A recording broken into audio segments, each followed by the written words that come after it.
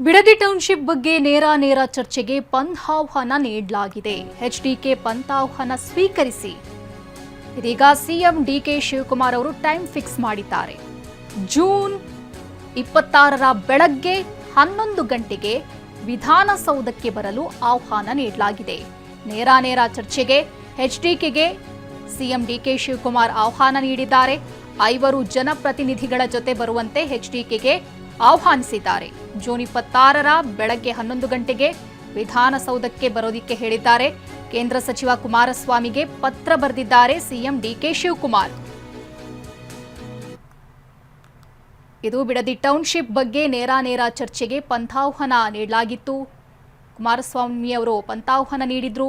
ಇದಕ್ಕೆ ಉತ್ತರವಾಗಿ ಡಿಕೆ ಶಿವಕುಮಾರ್ ಅವರು ಟೈಮ್ ಫಿಕ್ಸ್ ಮಾಡಿದ್ದಾರೆ. ಜೂನ್ 26ರ ಬೆಳಗ್ಗೆ 11 ಗಂಟೆಗೆ ವಿಧಾನಸೌಧಕ್ಕೆ ಬನ್ನಿ.